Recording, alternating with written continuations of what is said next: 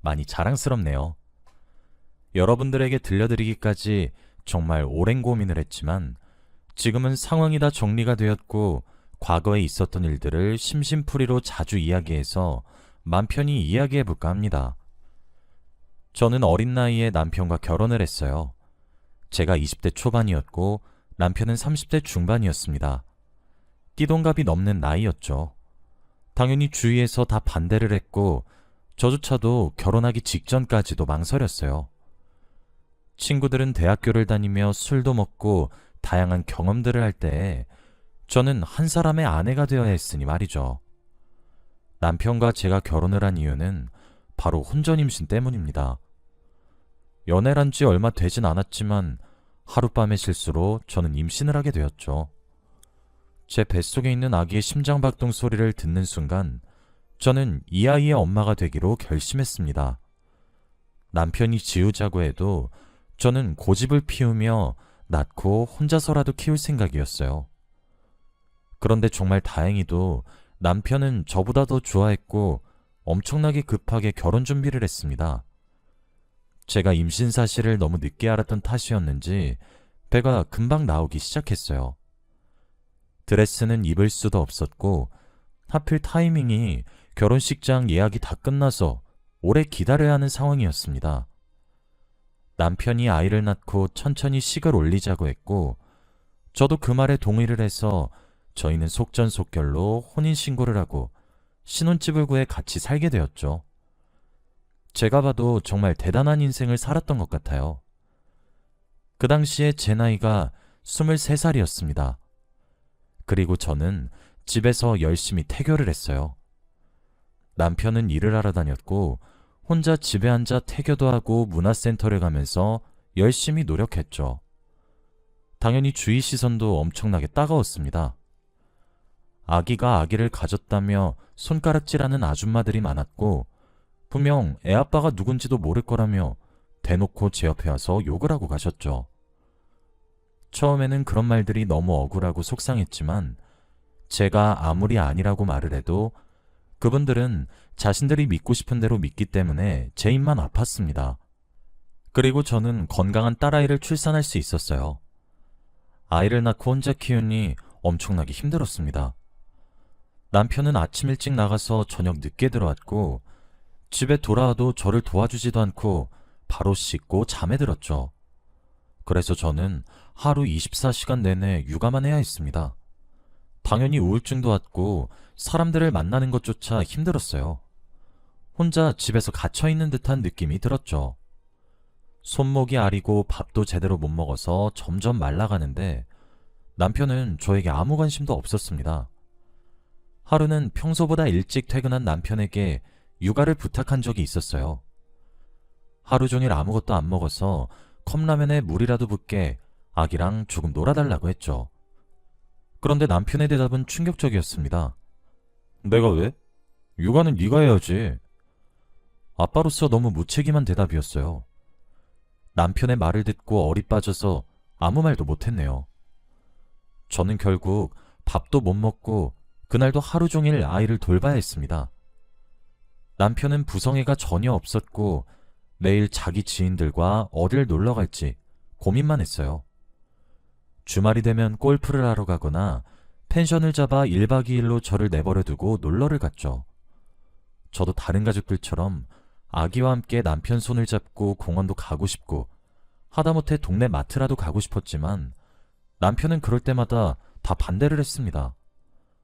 저보다 자기 친구들이 더 중요하다며 말이죠. 아직 결혼한 지 1년도 되지 않았는데 벌써부터 이런 모습을 보이니 정말 속상했습니다. 그리고 어느 날이었어요. 남편이 저에게 연락도 없이 늦게 들어온 날이 있었습니다. 야근을 하더라도 제가 연락을 하면 야근을 한다고 답을 하는 사람인데 그날따라 카톡도 안 보고 전화도 안 받더라고요. 그런데 그날 하필 딸이 몸이 좋지 않았습니다. 열이 펄펄 끓고 하루 종일 울어댔거든요. 새벽 시간이라 택시도 잡히지 않았고 저는 운전을 못해서 병원도 갈 수 없었어요. 남편은 전화를 안 받지 병원은 갈 수가 없지 혼자서 너무 답답하고 슬펐습니다. 딸은 얼굴이 빨개진 채로 오열을 하는데 엄마로서 아무것도 못 해주니까 미안했어요. 저도 모르게 눈물이 났고 어찌할 바를 몰라서 계속 아이를 안고 펑펑 울면서 달랬습니다.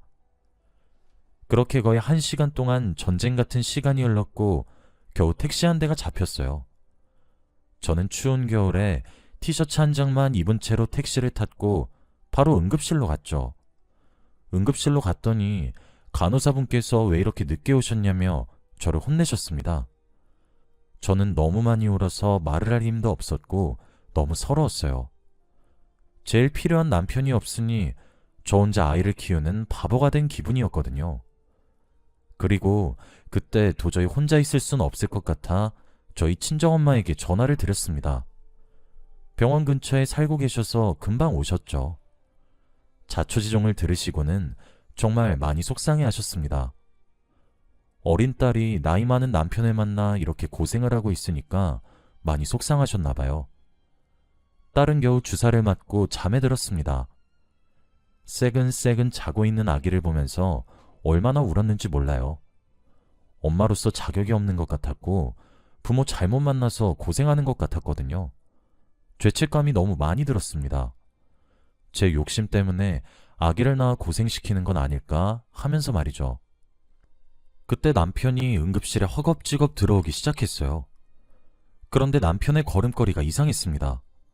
자세히 보니 술에 떡이 돼서 들어왔더라고요. 한숨이 절로 나왔고 남편을 쳐다보기도 싫었습니다. 남편이 비틀거리며 저희 침대로 온 순간 저희 엄마는 충격적인 행동을 했어요. 바로 남편의 뺨을 내리쳤습니다. 응급실에는 짝 하는 소리가 울려 퍼졌고 순간 정적이 흘렀죠. 저희 엄마가 남편의 뺨을 때릴 줄은 꿈에도 몰랐어요. 자네, 이 시간이 될 때까지 어디서 뭐 한 건가? 딸이 아파서 울고불고 하고 있는데 술이나 퍼마시고 있던 건가? 자네는 아빠가 될 자격이 없네. 당장 둘이 이혼해. 남편은 이 시간이 될 때까지 회사에서 회식을 하고 있었다고 했고 미안하다고 사과만 했습니다. 그런데 그 사과가 들릴 리가 있나요? 이미 저는 남편한테 정이 떨어졌고 용서할 생각이 없었습니다. 그저 딸한테 미안한 감정밖에 없었죠. 다음날 해가 중천에 뜨고 나서야 저희는 집으로 돌아갔어요. 엄마는 끝까지 저에게 이혼을 하고 딸을 데리고 친정집으로 돌아오라고 신신당부를 했고 저는 고민해보겠다며 엄마를 집으로 돌려보냈어요. 그리고 남편과 함께 집으로 향했습니다. 저희는 한마디도 나누지 않았어요. 대화조차 하지 않았고 차 안에는 라디오 소리만 가득했습니다. 당연히 집에 돌아와서도 말을 하지 않았죠. 저는 여느 때와 다름없이 다시 육아를 했고 남편은 다시 밖으로 나갔어요. 이게 부부인지 그저 동거인인지 헷갈릴 정도였습니다. 이미 저희 사이에 사랑은 없었고 그저 아이 때문에 부부의 관계를 지속하는 느낌이었어요. 그런데 그때였습니다. 아이에게 약을 먹이고 재운 뒤 오랜만에 집안일을 하고 있었어요. 밀린 설거지도 하고 청소도 하면서 시간을 보냈습니다. 그런데 침대 밑을 닦는데 낯선 물건이 나오더라고요. 바로 귀걸이였습니다. 그것도 귀걸이 한 짝만 말이죠. 저는 귀를 뚫지 않아서 귀걸이가 없어요. 그럼 이건 제 건 아니고 다른 여자 것인 게 확실했습니다. 저는 그 순간 남편을 의심할 수밖에 없었어요. 우선 그 귀걸이를 간직해두고 남은 집안일을 마저 다 했습니다. 그런데 집안일을 하면 할수록 낯선 여자의 물건들이 우수수 나왔어요. 립스틱이랑 스타킹이 나왔습니다. 어떻게 이런 물건들이 저희 집에 있을 수 있나요? 전부 다 제 것이 아니었고 모르는 사람 거였습니다. 청소를 하면 할수록 나오는 물건들에 저는 기겁을 할 수밖에 없었어요. 그리고 남편이 불륜을 저지르고 있다고 확신했습니다. 우선 증거를 찾아야 했어요. 저는 남편이 그날 집으로 퇴근한 날 남편의 휴대폰을 뒤졌습니다. 남편이 자는 동안 지문인식으로 된 휴대폰을 열었고 저는 샅샅이 뒤졌어요. 그런데 역시나 남편에게 다른 여자가 있었습니다. 그리고 저는 충격적인 영상을 보게 되었어요. 남편의 갤러리에 들어갔는데 한 동영상이 있더라고요. 그 영상은 왠지 남편과 만나고 있는 상간녀가 남편 몰래 촬영한 것 같았습니다. 제가 이 영상을 보길 바라는 것 같았죠. 남편은 이 영상이 갤러리에 있는 줄 모르는 것 같았어요. 영상을 재생하여 보니 정말 충격적이었습니다. 남편과 그 여자는 모텔 같은 곳에서 양주를 먹으며 대화를 하고 있더라고요. 둘은 이미 술에 조금 취했고 이런저런 이야기를 나누다 제 이야기를 하기 시작했습니다. 딸이 아파서 남편에게 새벽 내내 연락을 했던 날 대화였어요. 자기, 지금 꼭 가야 돼? 당신 와이프도 생각이 있으면 병원 혼자 알아서 가겠지. 당신 없이 아무것도 못하는 바보도 아니고. 그렇지 않아? 역시 어린 계집애랑 결혼하면 이게 문제야. 아무것도 모른다니까? 그 여자 절대 당신이랑 이혼 못할걸? 직장도 없고 나이도 어린데다가 당신한테 용돈 받아 쓰는 계집애가 무슨 수로 당신이랑 이혼을 해? 들켜도 상관없어. 우리 관계 한마디도 못할걸? 그 여자는 대놓고 저를 조롱했고 영상 끝부분에 카메라를 보고 비웃고 있었습니다. 마치 저를 향해 비웃는 것처럼 말이에요. 남편은 이 영상을 찍는 걸 꿈에도 모르는 것 같았습니다. 저는 그 영상을 제 휴대폰으로 옮겼어요. 그리고 남편이 다니는 회사에 전화를 했어요. 늦은 시간이었는데도 불구하고 한 직원이 전화를 받더라고요. 남편의 직장 상사인 것 같았고 저는 날짜를 말하며 그날 회식을 했냐고 물었습니다. 그런데 하지 않았다고 하더라고요. 그리고 제 남편의 이름을 말하니 요즘 제 남편은 칼퇴를 해서 회식에 잘 참석하지 않는다고 하셨습니다. 요즘 매일같이 야근을 한다며 집에 늦게 오던 사람이 알고 보니 칼퇴를 하고 있었다뇨? 딱 봐도 상간녀를 만난다고 늦게 들어오는 거였죠. 그리고 저는 카드 내역을 보았습니다. 경제적인 부분은 남편이 다 관리를 해서 저는 아무것도 몰라요. 하지만 처음으로 카드 내역을 보았는데 너무 충격적이었습니다. 백화점에서 몇백만 원씩 결제한 내역들이 수두룩 빽빽했거든요. 저한테는 한 번도 사준 적이 없던 명품들을 그 여자한테는 거의 갖다 바치고 있었습니다. 너무 어이가 없었어요. 화가 미친 듯이 났고 저는 도저히 그 남자와 살고 싶지 않았습니다. 사람으로도 보이지 않았고 짐승이라고 칭하기에도 과분했어요. 제가 몇 날 며칠을 이혼소송을 준비한다고 티를 내지 않았습니다. 증거들을 수집하고 변호사도 비밀리에 선임한다고 며칠 동안 남편을 거들지 않았죠. 그런데 그 상간녀는 저보고 보란 듯이 남편의 와이셔츠에 입술 자국을 찍어놨더라고요. 너무 어처구니가 없었고 뻔뻔한 그 여자의 태도에 피가 거꾸로 솟는 기분이었습니다. 그 여자가 저를 가지고 조롱하는 꼴을 도저히 지켜볼 수 없었어요. 저는 이제 남편과 끝을 내기로 결심했습니다. 그날 밤 남편이 여느 때와 다름없이 밤 12시가 다 된 시간에 집에 들어왔어요. 그리고 남편이 들어오자마자 이혼 서류를 들이밀었습니다. 도장을 찍으라고 말이죠. 제 행동에 남편은 놀라지도 않았고 헛웃음을 치더라고요. 저는 그 모습이 꼴보기 싫어서 쌍욕을 내뱉고 말았네요. 남편과 만나면서 한 번도 보여준 적이 없는 모습이었습니다. 그런데 남편은 저의 그런 모습을 보고 놀라지도 않았어요. 난 너의 이런 모습이 싫은 거야. 내 친구 와이프들은 다 맞벌이하고 주식하면서 수익 내. 그리고 운전면허도 따서 남편이 운전할 때 도와준다고. 근데 넌 나랑 결혼하고 나서 뭐 했니? 내가 많이 희생하고 있다는 거 몰라? 이혼하면 누가 더 손해인지 똑똑히 생각해봐. 남편의 말에 할 말을 잃었습니다. 어떻게 자기 말이 다 옳다는 식으로 말을 할까요? 더 이상 이런 괴물 같은 사람이랑 대화를 할 가치가 없다고 느꼈고 냅다 남편의 뺨을 내리쳤습니다.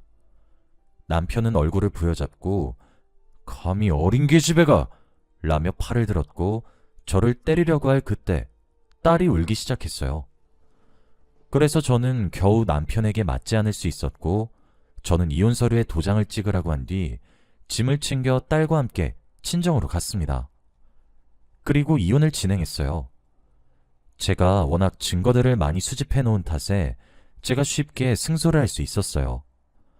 양육비도 주기적으로 주어야 하고 위자료도 제가 최대한 높게 제시했어요.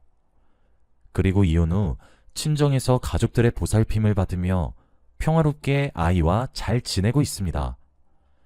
이혼 후 제 인생은 훨씬 더 화려해진 것 같아요. 아직 20대 중후반이었기에 하고 싶은 건 다 하고 살았습니다. 제가 할 수 있는 것도 없고 배운 것도 없어서 처음에는 너무 막막했어요. 어떤 일을 하면서 딸을 먹여 살릴까 하면서 말입니다. 그런데 저의 이런 인생 이야기를 저의 개인 공간에 써내려갔어요. 인터넷에 익명으로 글을 쓰기 시작했습니다. 어디서 말할 곳도 없는데 풀고는 싶어서 심심풀이로 소설처럼 써내려갔죠. 그런데 제가 쓴 글을 읽는 사람들이 점점 늘어가기 시작했습니다. 제가 너무 안타깝다며 남편이랑 상간여역도 같이 해주고 저에게 응원의 메시지도 많이 왔어요. 그러다가 저는 인터넷 세상을 알게 되었어요. 저의 일상글도 올리고 딸과 있었던 일화들을 사진과 함께 내용을 간략히 적으면서 업로드를 하니 많은 사람들이 좋은 말을 많이 해주더라고요. 사람들을 만나기 힘들었던 저에게 그곳은 아주 심신의 평안을 주는 공간이었습니다. 저는 그렇게 저의 글을 확장해 나갔어요. 육아 관련 꿀팁들도 글로 써내려가고 다양한 제품을 사용하고 난 후기들도 조금씩 쓰기 시작했어요. 장단점을 간략히 쓰면서 사람들과 소통을 했습니다. 그러다가 저는 그곳으로 알게 된 사람들과 사적으로 만나게 되었어요. 저와 같은 상황에 놓인 여성분과 남성분을 만나게 되었죠. 다들 어린 나이에 임신을 하시고 이혼을 하셔서 아이를 키우게 되신 상황이었습니다. 어디 가서 저의 이야기를 대놓고 하지도 못했는데 저와 같은 상황을 겪게 된 사람들과 만나서 대화를 하니 시간 가는 줄 몰랐어요. 저희는 한 번 만난 후로 대화가 너무 잘 통해서 주기적으로 만나는 모임이 되었습니다. 한 달에 한 번은 꼭 만나서 간단한 식사 자리라도 가져요. 그렇게 저는 사람들과 친해졌습니다.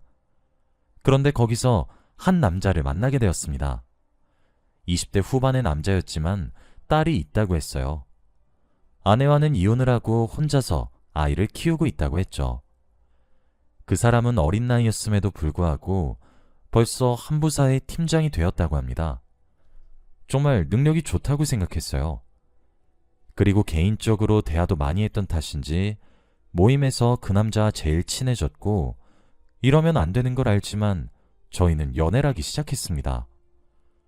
다행히도 정말 좋은 사람인 걸 다들 알아서 그런지 저희의 연애를 응원해 주었어요. 그런데 그 남자와 연애를 하면서 알게 된 충격적인 사실이 하나 있습니다. 그 남자가 다니는 직장과 제 전 남편이 다니는 직장이 같았어요. 어떻게 이런 우연이 저에게 일어날 수 있나요? 정말 다시 봐도 세상 정말 좁은 것 같습니다.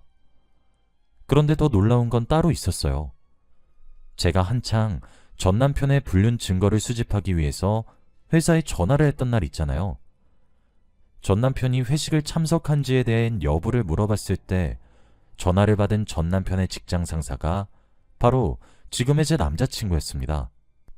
남자친구와 대화를 하며 퍼즐을 한 조각씩 맞추면서 완성이 되어 갔을 때 저희 둘 다 소름이 돋았어요. 전 남편의 직장 상사가 제 남자친구라뇨. 이건 드라마에서나 나오는 일 아닌가요? 아직도 솔직히 믿기지 않아요. 저와 연애를 하다 보니 자연스럽게 회사에는 소문이 나기 시작했습니다. 제가 일부러 전 남편 앞에 떳떳하게 나타나 자신의 직장 상사와 연애를 하고 있으니 많이 놀랐겠죠. 그리고 저의 과거에 대해서도 많이 소문이 나서 전 남편은 직장 동료들한테 손가락질을 받기 시작했습니다. 사실 제가 일부러 소문을 내고 다녔어요. 대놓고 연애도 하고 잘 사는 모습도 떳떳하게 보여주었죠. 그런데 제가 이렇게 행복하게 사는 모습이 전 남편한테 자극이 되었는지 이혼하고 몇 년 만에 처음으로 연락이 오더라고요. 연락을 한 핑계도 웃겼습니다. 바로 딸이 보고 싶다고 한 거였거든요. 이혼을 하고 한 번도 딸을 보고 싶다고 한 적이 없는 남자입니다.